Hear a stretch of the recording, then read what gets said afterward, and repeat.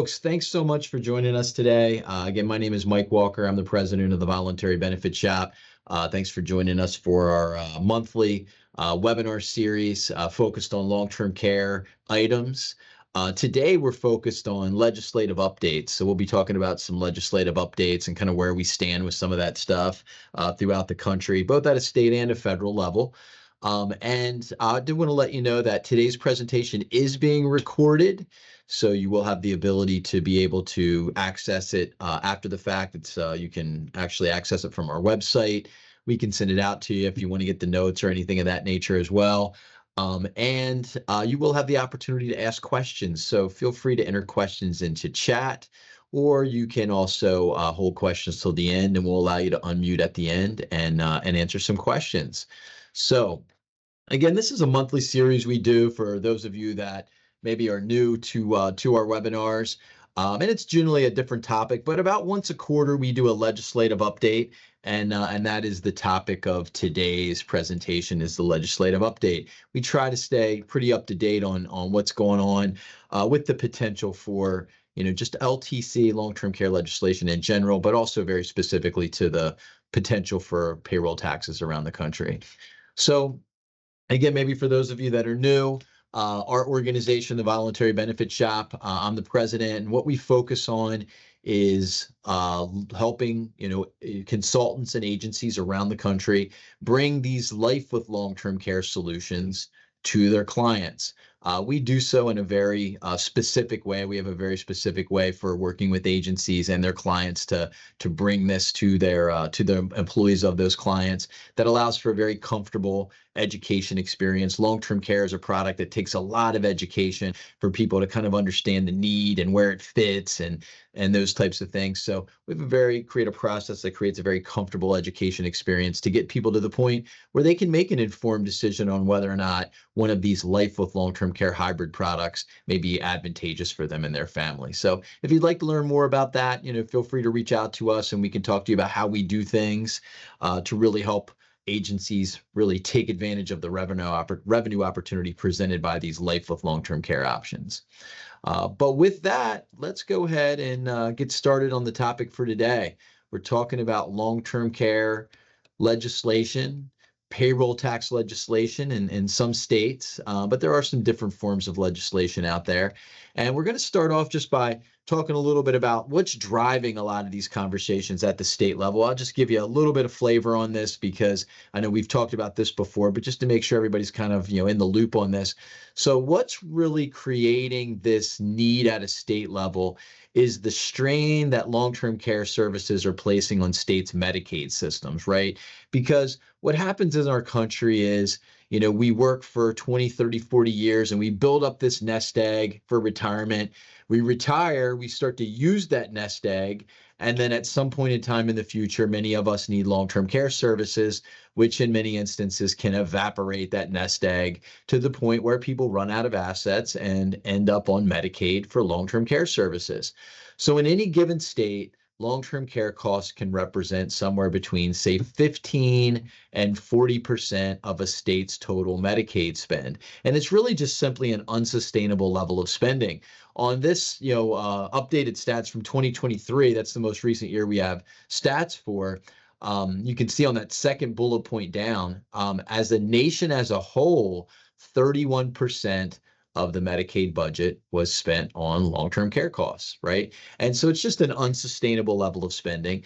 And so, of course, what states are trying to figure out is how do they take the pressure off their Medicaid systems? And so I'm sure as many of you know, Washington State, the first state to do something about this several years ago, they created that special tax on workers to help fund their state-run program. And people had the ability to opt out of that tax, of course, if they had long-term care insurance, which created this huge sales opportunity in the state of Washington. And we certainly helped a lot of organizations and a lot of brokers, take advantage of that opportunity, bring a solution to their employees that would allow employees to participate and then therefore opt out of the tax. Now, there's been a lot of states that have looked into similar legislation.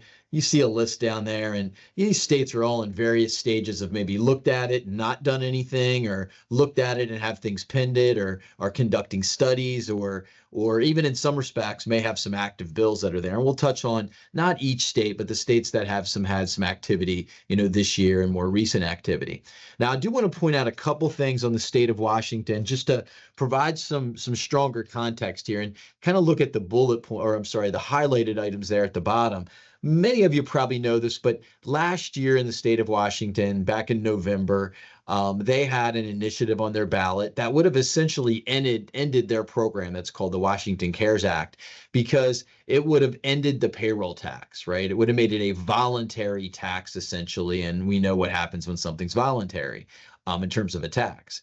And that initiative failed, though. The workers of the state of, or the voters in the state of Washington voted about 55% to 45% to keep the WA Cares program in place, to continue having the tax. And what that did was that kind of empowered other states to really take a look at this type of legislation, or a harder look at it. And so the first few months of 2025 was very active legislatively, with bills proposed and studies requested and things of that nature. Now, it didn't shake out in a lot of results so far, but it did kind of further the conversation. And so a couple of other things that have happened in Washington over the year, they had some bills proposed. And in June of this year, there was a bill passed. And essentially what that bill did was it implemented some of the recommendations of the Long-Term Care Services and Supports Trust, namely to provide some technical adjustments for active duty militaries and for individuals who move out of state. It also did allow for the rescission of previously granted private insurance exemptions. So when they first passed this legislation and allowed people to opt out of the coverage, there wasn't really any way to ensure that people kept the coverage in place with that exemption, right? And so now they do have the ability to be able to rescind that exemption, okay, if someone doesn't, again, at some point in time in the future, recertify. Now, they don't really have a process for recertification right now, but they do, in fact, now at least allow for that rescission to be, or for that exemption to be rescinded if someone in the future were to not have the coverage in place. Okay. The other thing that I think that is relevant just nationally is that the Washington Cares Act does start to pay benefits effective January 1st of 2026. So you could see the first state provided long-term care benefits, outside of Medicaid, of course, but the state true long-term care plan start to pay benefits as of January 1st in the state of Washington. So I think that's relevant here as well. The other thing I want to point out is because there hasn't yet been any other states that have passed legislation or really even voted on legislation other than the state of Washington. And I think really overall, that's not the important aspect, for us in the industry, right? For us in the insurance industry. The fact that all of these states have started to have conversations, and that there's been some conversation at the federal level with the WISH Act, which we'll talk about here in a few slides. The real opportunity created by that is just the fact that this is creating conversations. It's creating conversations at SHRM conferences. It's creating conversations, on podcasts. It's recreating conversations on the news. So, employees and HR people and executives, they're all hearing more about long-term care than probably ever before. In addition to the fact that they have, many people have family members that are going through long-term care situations. So what it's doing is creating just more awareness, more opportunity for conversation. And we have seen a huge explosion on the sale of, in particular, these life with long-term care hybrid products that many carriers have, which is really what we specialize in. So it's really about the conversation that is created. It's not even about necessarily the legislation, but to provide some more updates, California is a state. Really, the main update there is nothing's happening in California, and which is surprising because this is one of the states that people really a few years ago thought that this would be the state that would take the torch and run with it. And they did a lot of things, right? Like they had a task force. They had 5 program designs that did actuarial studies from. They made recommendations based upon that actuarial study, and that type of thing. And that got presented to the governor, the legislator, the insurance department, but then nothing really happened, okay, in the state of California. And that's really been the case. And so I think the prevailing wisdom around what's going on in California right now is that, the governor there is Governor Newsom, I think it is considering, a possible run for, presidential office. And I think like the kind of the thought process is they don't really necessarily want, they don't really necessarily want this conversation to happen, at this point in time. So it's very likely that anything happens, over the next couple of years in California. Just because I think they're afraid it'll cloud the issue if he decides to make a run for presidency. So anyway, that's some of the buzz that I've heard around California. But I think the big news is that nothing really is imminent, in California. Going to get to a couple other states here. Hawaii is an interesting one. While not a big state, and none of us probably have a lot of clients there. But in Hawaii, it's a culture that they're really, really concerned about what happens with their elders, of course, right? And so this has been a topic in Hawaii for some time. And they did in April adopt a resolution in Hawaii that basically is asking the Hawaii Tax Review Commission to identify possible ways of implementing the LTC financing program. So to back up a little bit, a couple of years ago, LTC financing program, they, basically outlined a program that they wanted that would provide basically long-term care coverage to all individuals in the state of Hawaii, affordable coverage to all people in the state of Hawaii, but it didn't really outline any funding options, right? So they outlined this outline of coverage, but really no way to pay for it, right? And so now they're basically asking the Tax Review Commission to figure out like how can we fund this? So will it be an income tax? Will it be a payroll tax? Will it be some other way? And they are set to deliver that report shortly after the 2026 legislative session begins. So stay aware. So maybe some happenings in Hawaii, next year, and we'll see there. Massachusetts. So Massachusetts is actually one of the only states that is still in session. The majority of the other states are now out of session legislatively. So Massachusetts is one of the few states that's still in session, and they do have some proposed long-term care bills that are out there. So they introduced a bill that basically would require study of the program, similar to what happened in California. They did have that actuarial study presented in July of 2025, but there hasn't been a lot that's happened since this. Now that was just a couple of months ago. Certainly it takes things a while to happen, but they're basically following California's model. They've been really pragmatic. They had the commission, they've created the study, they've had the actuarial study findings presented as well. So again, very pragmatic, still legislative. They're still in session. Maybe something could happen there this year in terms of something coming to a vote, but I doubt it. We're getting towards the end of the session there, and it's probably something that's more likely to again be the torch being picked up again next year. But certainly some things that are happening in Minnesota. New York is a state that they did the big thing that happened there is they had in their proposed budget, they allocated $2 million for public long-term care insurance feasibility study. So we'll see what comes of that. There really hasn't been much that's happened in New York since then. And I think, again, New York falls into that category of many of the other states out there that, do want to take a look at this, but states are so busy with, state provided short-term disability and FMLA and all that other type of stuff, family medical leave and things that this is kind of taking a back seat. Like they can only do so much at one time.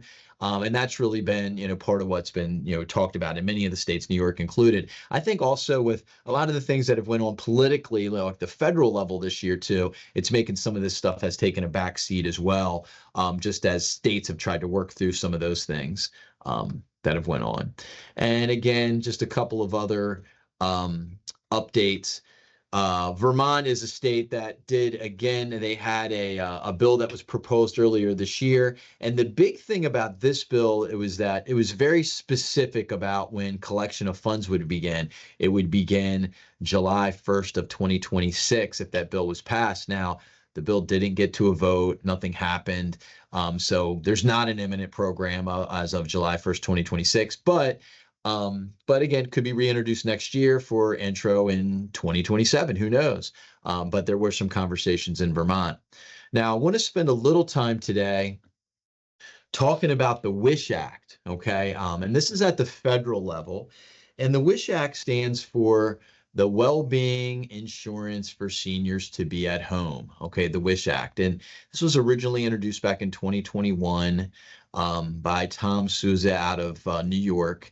And this was reintroduced again this year. And essentially, when this was introduced back in 2021, and even originally talked about this year, it's essentially providing a long-term care plan for people with disabilities, and it would be funded via or it was to be funded via a payroll tax, okay, a national payroll tax. And this is not the first time this has been proposed. This has actually been talked about over the last 30, maybe even 40 years on several occasions. It was talked about during the Clinton administration. It was talked about, several times since then. Never really has gained a lot of steam. It's probably actually gained more steam this time around than ever before. And maybe that's just a byproduct of what's going on with long-term care costs around the country and some of the conversations at a state level. But essentially, it would provide a base level of long-term care for people. There would be waiting periods that would be, based upon income levels and things of that nature. It would basically be designed to be a mandatory catastrophic LTC insurance program with a amount of a benefit of $3,600 per month. Now, what's interesting is that it did have a Republican co-sponsor this year, John Molinaro out of Michigan. But when he co-sponsored it, basically he said, like, yes, I'll co-sponsor it, but you have to remove all language about, being funded via a payroll tax. So they removed the funding about a payroll tax from the bill.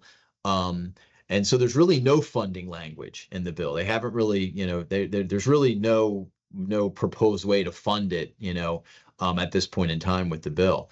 Now, so, which is interesting. There's definitely a lot of conversation. There's a lot of working groups in Washington right now around this. There's several working groups anyway. Some of them have carrier representation on them. Some of them have industry representation from our insurance industry. But a lot of different people from different walks of society are part of these working groups. I've been approached to be asked to be a part of one of these working groups. And so the only reason I mention that is because there's a lot of conversation happening in Washington about this. And it sounds like right now the focus is they're trying to get some funding that's really just wrapped around education of the WISH Act and the need for the WISH Act and long-term care in general. So this is going to be a long road, right? Like, I think it's highly unlikely that anything maybe ever happens with this, but because you really have to figure out the funding aspect of it. But certainly if it does happen, from an industry perspective, like, we want to be part of that conversation. And by we, I mean the carriers, the associations of agents and things of that nature. We want to be part of this conversation so that we can make sure that, number one, it's well thought out. And number two, it reserves a place for private insurance options, right? Because the reality is something like this, while maybe it could be beneficial, it's really only going to work if it's kind of a public-private partnership. We know how complex that is and how difficult it is to get those things to come to fruition. But that's certainly, part of the conversation that would need to be had. So for those of you, hearing about maybe the WISH Act for the first time, or maybe you haven't really dug into it, I think the important thing to note is, we want to be part of this conversation. You want to be part of this conversation potentially as well, or at least maybe contribute to the associations, the PACs that are part of this conversation and that type of thing. So anyway, just kind of my 2 cents on that. Now, interestingly, Morningstar did do a study showing that WISH benefits would significantly reduce retirement shortfall risks, right? So that if people Because right now, when you look at all the studies, people are going to run out of money, in retirement, and part of that is caused by long-term care costs, and healthcare, and our retirement years as well. And it does say that it would impact the retirement shortfall risks. And I don't know how relevant that is. It's certainly a conversation point, but that was really one of the focuses of that study, that it could help reduce those shortfall risks. So anyway, that's kind of the update on what's going on with the WISH Act. I'll close here, just folks, which is just like maybe a little commercial, and then we'll pause for questions. But guys, here at the Voluntary Benefit Shop, again, I think the important part of all of this legislative conversation is just that it's the conversation that it's starting with employers and with employees alike. It's the news coverage, it's the SHRM conferences, it's the work groups, it's all the things we hear about out there. And it's creating more awareness and more need for these types of products than ever before. And what we do here at the Voluntary Benefit Shop is we work with agencies all across the country, large agencies, small agencies, mid-size agencies, national agencies, and regional agencies, to really help them take advantage of this revenue opportunity presented by long-term care and life with long-term care. And we really do that in three ways, right? We help your teams create a life of long-term care sales pipeline that can be made up both of your current clients as well as prospects. Then we help you execute on that sales pipeline with our proven sales tools, a lot of different aspects of that.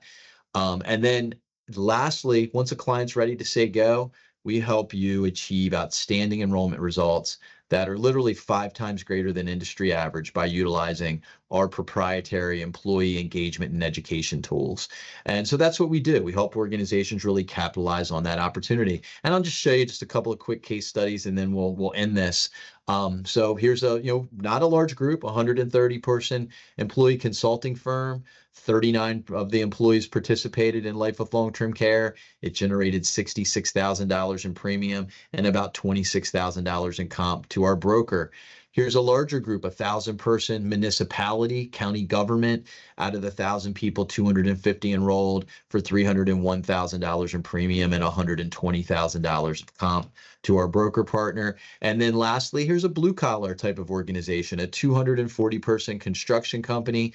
People sometimes think these won't be good cases for life with long-term care, but out of the 240, 106 enrolled for $123,000 in premium and almost $50,000 in comp to our broker partner. These are not isolated circumstances. This is pretty much what we see on all the cases that we do. And we onboard anywhere from 5 to 10 new Life with LTC cases every week. We do a ton of this. And it's all about, our processes and our people. So folks, that's my commercial. If you do want to, learn more about how we do things, or you have a specific client you want to talk about, or want to talk about how to bring this to your agency, certainly feel free to reach out to us. You can. Here's my contact information on this slide. And with that, I will pause and see if anyone has any questions for us. And Chelsea, is there anything in chat?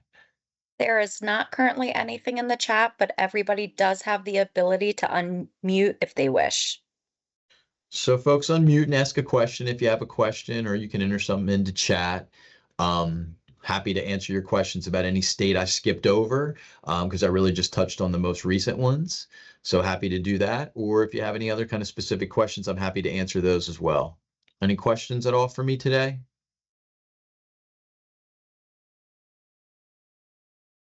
Okay, folks, really appreciate your time. Again, feel free to reach out. I'm happy to help you, build that pipeline, execute on that pipeline, or just answer a question. Even if you don't need me from a sales perspective, you just have a question. I'm here to be a resource for the industry. So feel free to reach out to me. You have my contact information here. Thanks again for your time today. We hope that you learned something today. And I do also hope that you have a great rest of your day and a great tomorrow as well. Thank you very much.